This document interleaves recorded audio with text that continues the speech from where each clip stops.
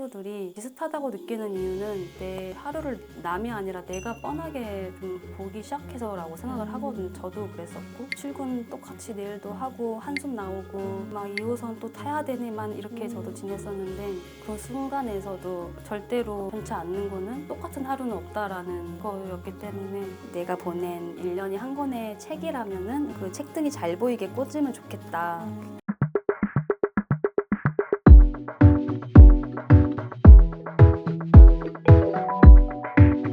안녕하세요. 저는 서파가이자 에세이스트로 활동하고 있는 임진아입니다. 반갑습니다. 그러면 이제 작업할 때 쓰는 도구 말고도 일할 때 꼭 세팅해 놓거나 아니면 또 부적처럼 놓거나 이런 것도 있으세요? 사실 매일 아침 출근할 때 책을 고르거든요. 읽을 시간은 많이 없는데 고르는 시간이라도 갖자 해가지고 출근할 때 데려갈 책을 고르는 재미를 좋아해요. 그래서 과하지 않게 요만 가방에 들어갈 수 있도록 책을 골라서 옆에 놔두다가 이제 일하는 중간중간 그 책을 읽거나 아니면 뭐 일을 다 마친 다음에 가져온 책을 좀 펼쳐보거나 그런 시간을 되게 좋아해요. 그러면 적어도 제가 사놓은 그 책들을 저버리지 않은 좀 느낌도 들고 저는 워낙 책을 좋아해서 그런지 아침에 그냥 그 책 제목을 보면서 제목만 읽는 것도 독서라고 생각을 하는 사람이어가지고 책을 고르는 시간을 가지려고 하는 편이에요. 그래서 너무 좋다. 네. 저도 집에 진짜 책이 너무 많이 쌓여 있고 사두는 스타일이거든요. 일단 사야 읽으니까 근데 이거를 다 읽지 못해요. 네. 사실 시간이 너무 한정돼 있고 맞아요. 지금 빨리 읽어야 하는 것들부터 읽다 보니까 되게 순수하게 뭔가 이게 궁금해서 샀던 거는 오히려 좀 뒷전이 맞아요. 되어 있고 네. 그런 것들이 좀 많은데 이렇게 책의 쓸모를 또 다시 네. 말씀해 주시는 것 같아요. 저도 사실 어떻게 보면은 책을 많이 사는 거에 대해서 합리화하는 걸 수도 있는데 그냥 아침에 출근하면서 데려갈 책을 고르고 또 자기 전에는 침대로 데려갈 책을 고르고 그런 걸 꾸준히 하다 보니까 적어도 어떤 책이 있는지는 아는 상태로 생활하게 되더라고요. 아 맞아 이 책 있었지 라거나 아니면 TV를 보다가 어떤 작가님이 나오셨다면 아 그 책 나도 있는데 당장 읽고 싶을 때 읽을 수 있는 그 쾌감이 너무 커가지고 책과 계속 관계를 이어가는 걸 되게 좋아해요. 책을 데리고 다닌다는 것도 너무 좋고 네. 제목만 읽는 것도 독서다라는 게 맞아요. 되게 위안이 많이 되네요. 한 번도 안 꺼낸 책도 그냥 가방에 넣고 나갔다가 서울 구경시켰다 막 이렇게 생각하면서 꺼내기도 하고 혼자. 그렇게 생각할 수 네. 있구나. 저도 맨날 여행 갈 때는 또 엄청 챙겨가거든요. 네, 맞아요, 근데 맞아요. 결국에는 못 읽을 때가 많아요. 읽을 시간이 사실 없잖아요, 여행 때. 근데 왠지 챙겨야 될 것 맞아요. 같고 꼭 근데 또 챙겨야 못 읽으면 괜히 또 죄책감 들거든요. 아, 또 못 읽었는데 왜 가져갔지? 이러는데 그렇게 생각할 수 있겠다. 네. 얘랑 같이 여행하고 왔다. 맞아요. 저 아니면 걔가 언제 뭐 다른 나라에 가보고 하겠어요. 맞아. 방금도 이제 책에 대해서 얘기를 해주시고 계속 책을 내 삶의 일상에 계속 데리고 다니는 네.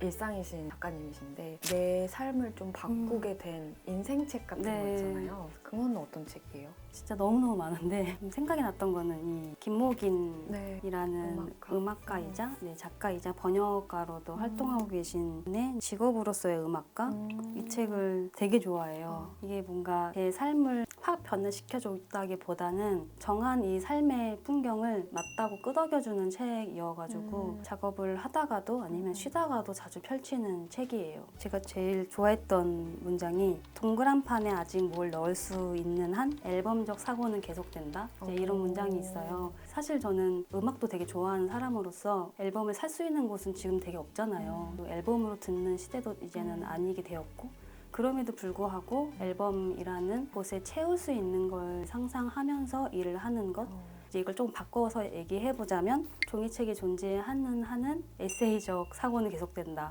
라고 저한테 조금 얘기를 좀 해주는 편이어가지고 어쨌든 지금 제가 택한 직업은 사파가이자 작가인데 이건 아까 말씀드렸던 것처럼 책이 되는 걸 이제 목표로 하고 있는데 사실 언제부턴가는 책이라는 게 어떤 단계가 되기도 하고 하잖아요. 근데 저는 이제 책을 낸 다음에 뭔가 강연을 하거나 목소리를 내는 게 조금 조심스러웠던 게 책으로 그 얘기를 다 했는데 그 책을 냈다는 이유로 강연을 내가 할 수 있나? 이런 생각을 너무 많이 했어요. 나만 이렇게 책을 너무 목적지로 생각하나? 생각이 들 때 어떤 음악가는 아직도 하나의 앨범을 생각하면서 가사를 구상하고 메모를 하고 한다는 사실이 저한테는 되게 위로가 되더라고요. 창작자로서 내가 구현하고 싶은 덩어리가 어떤 것이냐라고 나한테 질문을 계속 하는 게 되게 중요한 것 같아요. 책이거나 앨범이거나 이를테면 유튜브 재생 목록이라거나 막 이런 식으로 그게 쌓였을 때 덩어리질 수 있는 걸 상상해 보는 게 나의 매력을 정하는 거랑 되게 닿아 있다는 생각이 들어요. 저한테는 이 책이 되게 끝내 책이라는 종이책이라는 거를 놓지 않게 되는 응원의 책이기도 합니다. 저도 되게 비슷한 생각을 하고 있거든요. 얼마 전에도 제가 이제 다양한 채널에서 활동을 하고 있잖아요. 네. 저도 책으로 묶기도 네네. 하고 뭐 팟캐스트도 하고 이렇게 유튜버라고 불러주시기도 하지만 저는 한 번도 제가 유튜버라고 이렇게 말한 적은 없고 에디터라고 생각하고 네. 이러고 있거든요. 유튜브도 하나의 지면으로 생각을 하고 있어서 그 이야기들이 이제 낱개의 어떤 콘텐츠들이지만 네. 결국엔 저도 제가 진짜 던지고 싶은 메시지는 책으로 이렇게 엮었을 때 나온다고 생각을 해요. 말씀하신 것처럼 그런 영상 콘텐츠나 아니면 내가 계속 올리는 블로그나 이제 그런 것들을 뭔가 앨범적 사고처럼 목차적 사고를 해본다면은 맞아, 조금 맞아. 정리가 되고 어떤 사람이 되고 싶어? 올해 어떤 걸 하고 싶어? 이렇게 물으면 좀 대답하기 어렵잖아요. 그럴 때 저는 어떤 책이 되고 싶은지 이렇게 바꿔서 물어보면 대답하기가 좀 쉽더라고요. 더. 너무 좋다. 내 삶을 책으로 비유해서 네. 한 권 한 권의 책이 사실은 여러 사람의 인생의 삶과 이런 것들이 네, 꽂혀있는 네. 그런 것과도 맞아요. 닮아있는 것 같고 네, 맞아요. 또 책을 많이 읽으시니까 책상 앞에 붙여두는 메모 그런 게 있을까요? 항상 눈에 잘 보이는 곳에 붙여놓는 메모인데 친숙하게 하지만 전혀 없는 듯 새롭게 이거를 항상 써놓는 이유가 친숙하면 일단은 다가가기 편한데 전혀 없는 듯 새롭다는 거는 어떤 분한테는 아 맞아 나도 이런 생각하긴 했었는데 라는 것도 어떤 새로움일 수도 있거든요. 이왕이면 그렇게 분명하게 닿는 이야기를 하고 싶다라고 생각을 하고 있어서 친숙하게 하지만 전혀 없는 듯 새롭게 라고 하고 있고 그게 또 어떻게 보면은 조금 내가 되고 싶어 하는 나 플러스 내가 부러워했던 누군가의 행보를 따라갈 수도 있거든요. 그래서 그거에 대해서 스스로 위험해지지 않게 조심히 지내는 편이에요. 그게 저는 되게 중요하다고 느끼고 있고 되고 싶은 내가 있겠지만 되고 싶은 나랑 지금 할 수 있는 일을 좀 더해봤을 때 나의 매력이 어떤지에 대해서는 되게 충분한 시간을 갖고 고민을 해봐야 된다고 생각을 하고 그리고 내가 좋아하는 것들이 많을수록 바뀌기 쉬운 직업이기도 해서 저를 좀 나타낼 수 있는 분위기를 꽉 잡기 위해서 그때그때마다 종이도 새로 갈아서 새롭게 쓰면서 붙이고 있어요. 그러면 최근에 발견한 어떤 문장이나 메모로 또 붙여두고 싶은 어떤 문장을 발견한 게 혹시 있으셨어요? 네, 최근에 읽은 책이었는데 아까 얘기했던 김목인 선생님의 신간이에요. 완전 팬이신가 봐요. 네, 진짜 창작자이거나 아니면 꼭 창작자가 아니더라도 나의 이야기들이 쓰고 싶은 사람들에게는 정말 와닿는 책이 되겠구나라는 생각이 들었었어요. 저도 많이 질문을 받는 키워드거든요. 영감은 어떻게 받으세요? 라고 했을 때 멍하게 되는 게 있는 거예요. 영감이 일단 뭐지? 라는 생각이 들고 그래서 영감 받아야지 해서 이렇게 앉아있거나 하진 않잖아요. 근데 이제 그 책을 읽고서 답을 좀 찾은 것 같았었어요. 그래요? 어떤 문장인가요?